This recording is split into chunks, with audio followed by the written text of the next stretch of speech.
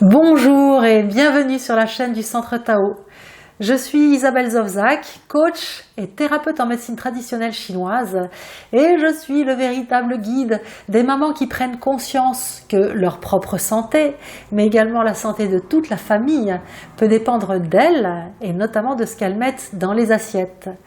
Ces mamans-là qui ont cette conscience-là font partie des femmes qui ont une fille du soleil dans le cœur.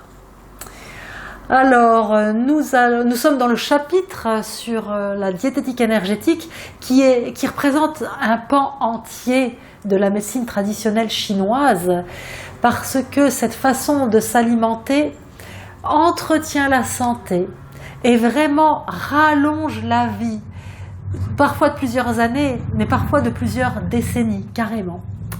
Alors, avant d'embrayer sur le sujet du jour, je voulais vous parler d'une étude cohorte qui a été faite aux États-Unis. Alors, les études cohortes sont des études qui sont faites sur plusieurs milliers, voire dizaines de milliers de sujets, c'est-à-dire de personnes, et d'êtres humains qui ont un cœur qui bat, ça va au-delà du sujet. Et puis, elles sont faites sur plusieurs décennies, ce qui permet vraiment d'avoir une vision juste, pas comme certaines études qui sont faites sur 300 personnes sur une semaine. Non, non, les études cohortes, c'est très très sérieux. Donc, il y a une étude qui a été faite aux États-Unis et qui a prouvé que la réussite scolaire des enfants ne dépend pas des programmes scolaires, mais dépend de ce que mangent les enfants. Et notamment de ce que mangent les enfants au petit déjeuner, ce qui m'amène au sujet du jour, qui est à savoir le petit déjeuner. Alors le petit déjeuner est particulièrement une catastrophe en France, alors que c'est fou, mais la plupart du temps, les mamans pensent qu'elles font le petit déjeuner parfait à leurs enfants, et il est plein d'erreurs que je vais expliquer. Souvent, c'est un café au lait, un thé au lait, du chocolat au lait pour les enfants, mais il y a souvent du lait. C'est souvent un jus d'orange aussi, pour avoir des vitamines. Et puis à côté de ça, ça va être des céréales, ou alors du pain ou des brioches. Mais en tout cas, c'est un petit déjeuner sucré. On met du sucre dans le café ou le thé ou le chocolat au lait. Souvent le pain est accompagné en plus de confiture ou de miel. Et puis dans le jus de fruits, c'est sucré. Or quand on fait un petit déjeuner sucré, la glycémie dans le sang va monter vite et haut. C'est un repas avec un index glycémique élevé. Et puis ensuite, quand la glycémie monte comme ça, après elle chute. Quand elle chute comme ça, ça fait un grand vide dans la tête. Donc c'est souvent à ce moment-là que soit au travail on a un coup de mou, soit à l'école, les enfants ont une chute d'attention. Le petit déjeuner devrait tout sauf être sucré. Des autres erreurs alimentaires qui sont faites dans ces petits déjeuners qu'on semble parfaits, qu'on croit parfaits, en fait c'est le mélange fruits, céréales et lait, ou yaourt, ou fromage blanc dans les céréales, ou le fruit frais, ou le jus de fruits frais. Mais ça fait, notamment ce qu'on parle d'équilibre acido-basique, le côté acide ou non acide, ça fait un mélange super indigeste, super acide, qui va être long et difficile à digérer. Donc on va avoir un afflux d'énergie aussi et de sang dans l'estomac pour que les petits bonhommes à l'intérieur de l'estomac essayent de mouliner ce petit déjeuner tout à fait indigeste. Et pourtant, c'est vraiment ça qui régulièrement fait de la peine, c'est que je vois plein de mamans qui mettent même de l'argent, ça coûte cher, des bonnes oranges pour un bon jus de fruits ou un jus de fruits haute qualité, tout prêt, des céréales de bonne qualité, etc. Ça coûte cher. Et pourtant, c'est une catastrophe alimentaire. Alors, comment devrait être le petit déjeuner pour être vraiment un repas idéal, sachant que c'est le repas le plus important de la journée. Déjà, il devrait être salé. Alors, c'est difficile de passer du sucré au salé, et très honnêtement, il faut du temps pour changer ces petites habitudes, ou ces bonnes habitudes, ou des habitudes qu'on croit saines, c'est encore plus dur de les changer puisque notre cerveau est persuadé de bien faire. Donc on met les choses en place petit à petit. Là, moi, je vous parle du petit déjeuner idéal. Je vous dis pas qu'il faut passer à ça dès demain matin, ça vous ferait peine, ça n'irait pas.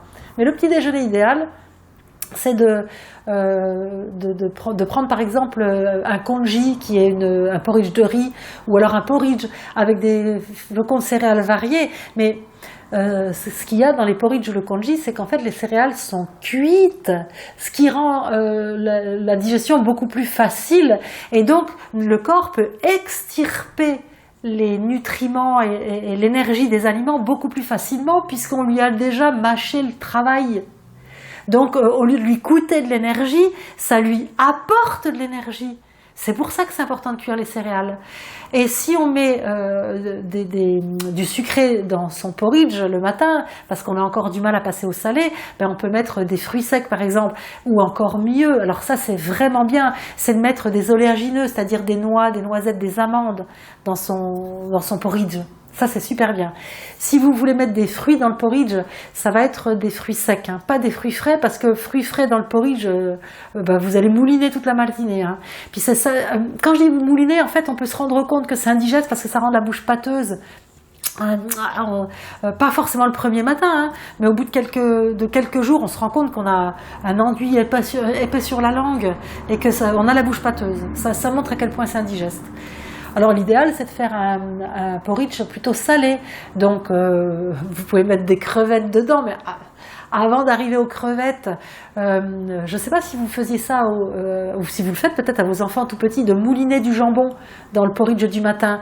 Mais vous pouvez aussi battre un œuf dedans.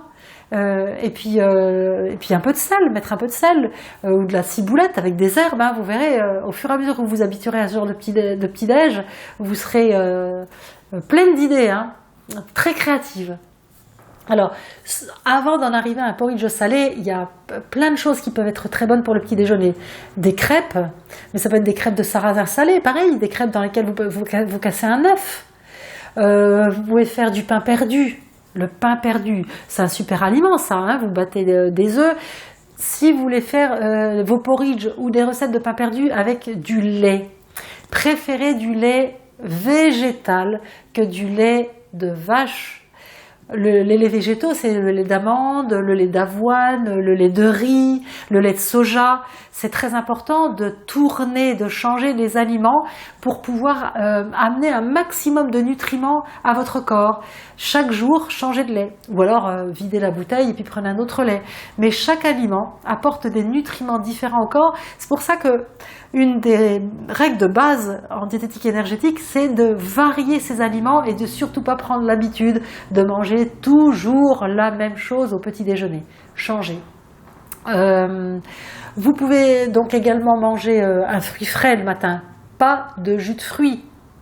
Le jus de fruits, ça fait monter la glycémie en pic, alors que si vous mangez un fruit, il arrive dans l'estomac, il va être mouliné petit à petit.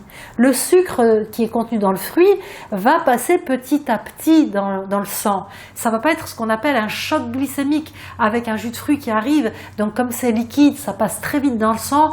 Et même si c'est du fructose et pas du glucose, ça reste du sucre, ça reste une saveur sucrée. Et votre pancréas va envoyer de l'insuline pour arrêter la montée de la glycémie dans votre sang.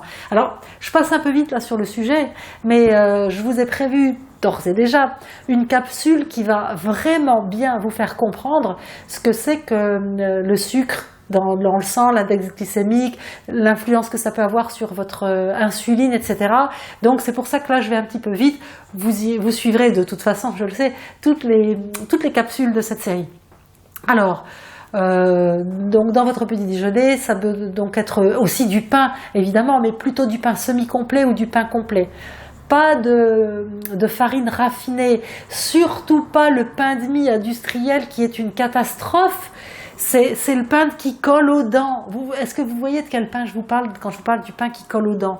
Les brioches industrielles, c'est la même chose. Je me demande même s'il y a encore du blé dans ces farines tellement elles sont raffinées. Prenez du vrai pain. L'idéal, c'est du pain bio au levain. Et là aussi, on peut varier ces pains. Ça peut être du pain de seigle, du pain multicéréales, du pain d'épeautre, du pain de blé camu, du pain que vous pouvez faire vous-même. Hein. On peut maintenant acheter des machines à pain avec des farines bio, des farines de châtaigne, de noisettes. C'est incroyable la variété de pain qu'il y a à faire. Mais si vous êtes une working mom, c'est-à-dire que vous avez une famille mais que vous bossez, je ne pense pas que vous allez prendre le temps de fabriquer votre propre pain. Allez dans les magasins bio ou achetez du pain bio de supermarché mais frais, pas industriel. Je pense également, ah oui, le pain pumpernickel ou ce qu'on appelle le pain allemand, qu'on trouve aussi dans les rayons bio des supermarchés ou dans les magasins bio. Vous savez, c'est le pain rectangulaire comme ça. Alors là, même s'il est fait de manière industrielle, il est sain. Il est à base de grains de céréales entiers. On les voit encore. Hein. Donc il y a de l'orge, du seigle, de l'avoine, du blé complet. Souvent, on y ajoute des graines de lin, des graines de sésame qui sont fort bonnes pour la santé. Sur ce pain, vous pouvez mettre du beurre, mais il vaut mieux mettre du beurre bio. En tout cas, il est hors de question de mettre des margarines. Les margarines, c'est des graisses végétales qui ont été solidifiées par des procédés chimiques. Alors là aussi, je vous expliquerai des choses dans le chapitre sur les lipides, c'est-à-dire sur les graisses. Ça, c'est vraiment à proscrire, c'est une catastrophe pour la santé. Il vaut mieux prendre soit du lait, soit du beurre bio, mais alors il existe des graisses végétales à tartiner comme la purée d'amandes, la purée de noisettes, ça aussi on les trouve en magasin bio, le beurre de cacahuète. Ça, je trouve que c'est plus difficile pour nos palais occidentaux. La purée d'amande ou la purée de noisette, alors ça passe comme une lettre à la boîte tellement c'est délicieux. Il faut quand même pas oublier que c'est gras, c'est donc 9 calories au gramme, il faut donc pas abuser. Vous pouvez également tartiner de l'huile de coco. L'huile de coco, c'est incroyablement bon pour la santé. C'est un aliment anti-Alzheimer parce que c'est l'huile de coco, en fait, permet de fixer le glucose dans le cerveau. Et notre cerveau ne se nourrit que de glucose. Pour autant, c'est pas la peine d'en abuser parce que tout le sucre que vous mangez en plus, que votre corps ne va pas utiliser, en fait ce sucre-là il va être stocké sous forme de graisse. Donc c'est pas parce qu'un aliment est bon pour la santé qu'il faut en abuser. Il faut juste penser à le mettre dans ses menus. Et les filles, alors là, le matin, vous pouvez aussi acheter de la crème de sésame noir pour tartiner sur votre pain allemand. C'est un alicament pour les femmes ou alors pour toutes les personnes qui aussi ont tendance à avoir les intestins un petit peu trop secs. Ça lubrifie l'intestin, ça lubrifie les organes féminins. C'est vraiment un aliment que vous pouvez prendre régulièrement. Là, je le redis, pas forcément quotidiennement. Vous l'avez dans le frigo, ça se garde des mois une fois que c'est ouvert. Et régulièrement, vous changez. Alors, pour le petit déjeuner, il faut boire une boisson chaude aussi. Le café est à éviter. Pourtant, si vous en avez une habitude pour l'instant, continuez le café. Mais sachez d'emblée que de nos jours, si le café n'était pas classé dans les aliments, la Food Drug Administration américaine l'enlèverait des aliments pour le classer dans les médicaments. Hein.